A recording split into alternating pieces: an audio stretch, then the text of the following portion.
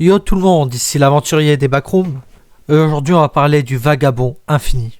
Le vagabond infini est à la fois un titre transmis à chaque individu vaincu par le phénomène 18 et un nom collectif pour tous ceux qui sont tombés dans ce destin. Le nom lui-même a été décidé par le vagabond infini. Et c'est un nom auquel s'identifient tous ceux qui ont succombé au phénomène 18. Il n'y a qu'un seul vagabond infini à la fois. Et tous ceux qui portent le titre sont conscients de leur succession dans une lignée. La destination semble lointaine, de plus en plus abstraite au fur et à mesure que les voyages se prolongent. Le titre autoproclamé de vagabond infini suggère un voyage infini. Pourtant, cela n'apporte pas le désespoir à celui qui entreprend ce voyage permanent. Le vagabond infini jouait d'une paix unique, d'un contentement qu'il est le seul à chérir. La mort survient souvent, plus tôt que prévu pour les individus qui entreprennent ce voyage infini. Cependant, il ne s'agit pas de sang sur les mains du phénomène 18, mais plutôt d'une conséquence naturelle de l'orientation du corps vers des niveaux dangereux, souvent sans préparation. Pourtant, le sujet de la mort de chaque itération revient souvent dans la discussion avec le vagabond infini, accompagné de la curiosité de savoir pourquoi parcourir un chemin aussi long alors que vous ne serez pas en vie pour avoir la récompense. Quel intérêt voyez-vous à un voyage aussi inutile que d'autres ne le voient pas? Mais le vagabond infini ne s'intéresse pas à ce sujet, déclarant que faire partie de l'histoire est plus important que d'en être la conclusion. Il existe simultanément les souvenirs personnels de l'individu, tels que ses amis et ses centres d'intérêt, et les souvenirs du vagabond infini, c'est-à-dire les étapes franchies sur son chemin. Les souvenirs de l'individu sont perdus à la mort de chaque successeur, mais les souvenirs du vagabond infini restent intacts pour l'éternité. Il déclare n'avoir jamais parcouru 2 fois le même chemin, étant parfaitement conscient des pas qu'il a fait précédemment, même sur des niveaux infinis. Cependant, cela n'exclut pas la possibilité de revisiter les niveaux et sous-niveaux du chemin du vagabond infini.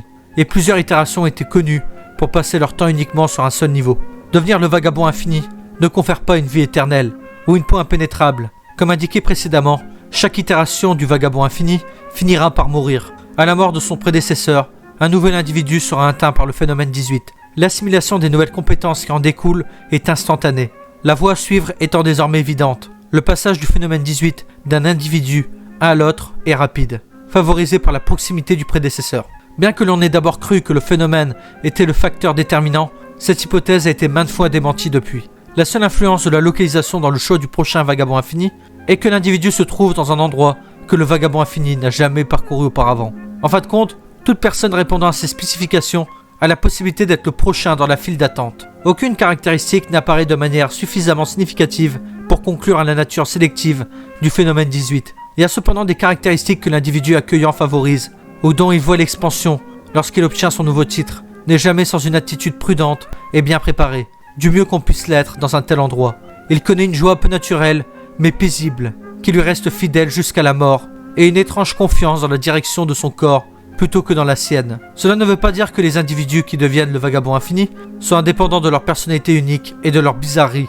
Ils ne se débarrassent jamais complètement de ce qu'ils étaient, à la lumière de ce qu'ils deviennent. Au contraire, il existe en tant d'amalgame d'eux-mêmes et du vagabond infini. Les entretiens avec les vagabonds infinis sont rares et doivent donc être menés avec rigueur. Voici quelques citations particulièrement intéressantes, accompagnées des noms originaux des intervenants et du niveau auquel ils ont été interviewés. Alexander Norwell, au niveau 853, le 23 décembre 1974. Il est facile de trop réfléchir à ce qui est difficile à comprendre. Il ne s'agit pas d'un pèlerinage, ni d'une entité, ni d'un accès d'impulsivité. Je suis le vagabond infini, et je suis aussi moi. Je m'appelle Alexander, et je m'appelle le vagabond infini. Cela ne m'angoisse pas. Je fais partie du voyage, et cela reste toujours vrai. Je suis satisfait, et je suis reconnaissant d'être moi. Je dois dire que je suis déjà venu ici, à ce niveau. Je veux dire, pas en tant qu'Alexander. Cependant, à vrai dire, je ne me souviens pas du nom de celui qui a emprunté ce chemin. Cela fait un moment après tout, mais je me souviens encore très bien des pas que j'ai faits. Ashley Hernandez, au niveau 162, le 13 novembre 1998. Imaginez que vous marchez et que tout ce qui vous entoure est sombre. Mais toi, tu es la lumière. Pas seulement une lumière, mais la lumière. Et même si pour l'instant tu ne peux pas voir très loin devant toi, quand tu arriveras, tu éclaireras le chemin. C'est ce que je ressens lorsque je fais partie de ce voyage. Il n'y a pas de chemin sans moi, et c'est en partie ce qui le rend spécial. Et je pense que c'est aussi ce qui me rend spécial. Raven William, au niveau 890, le 22 février 2009. Cela ne me dérange pas du tout. Honnêtement, j'en suis même plutôt heureux. Il y a un sentiment général d'appartenance que je n'ai jamais eu auparavant. Même dans les niveaux où c'est vraiment effrayant. Comme au niveau 789, même là, j'étais encore heureux.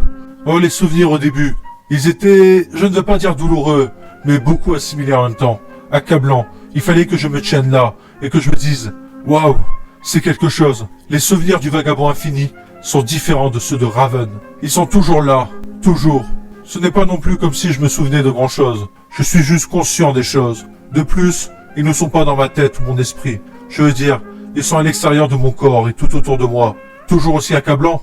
Non, je m'y suis habitué en quelques minutes et c'est vraiment la vie pour moi. » Jason Smith, ancien chercheur du MEG, au niveau 213, le 6 avril 2018. Peut-être que ce journal m'a maudit pour être le prochain.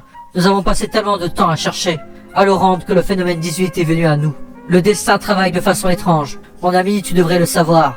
Au fait, je plaisante. Ne mettez pas ça dans un rapport de recherche. Écoutez, je ne vais pas vous faire un discours sur les raisons pour lesquelles vous devrez rester dans les parages jusqu'à ma mort. Vous avez beaucoup plus de travail à faire maintenant de toute façon. J'aimerais pouvoir mieux expliquer cela, pour la recherche et tout ça. Vous donner quelque chose d'important sur lequel vous appuyez. En réalité, je n'ai rien que vous n'avez déjà entendu. D'un point de vue personnel, sachez que je vais bien. Je suis heureux. Je le jure. Et sérieusement, ne restez pas avec moi. Vous avez mieux à faire que de suivre un type jusqu'à sa mort. Peut-être qu'on se reverra avant que je ne passe à la vie suivante. Le voyage du vagabond infini doit-il être synonyme de misère? Un voyage sans but est-il solennel? L'idée qu'il existe une destination a été attribuée au vagabond éternel, plutôt qu'elle n'a été énoncée par lui. Lorsqu'on leur pose la question, ils restent vagues dans leur formulation concernant une destination et semblent indifférents à la possibilité d'en avoir une. On ne sait pas comment le phénomène 18 s'est manifesté, ni s'il supervisera un jour les dernières étapes d'un voyage que l'on croit sans fin. Pourtant, bien que leur implication soit considérable, ces questions perdent de leur importance lorsqu'elles sont abordées avec le vagabond infini, car le vagabond infini est heureux. Et voici qui conclut le rapport sur ce phénomène. Est-ce qu'il vous a plu? Est-ce qu'il vous a intéressé? À très bientôt dans les Backrooms. Bye!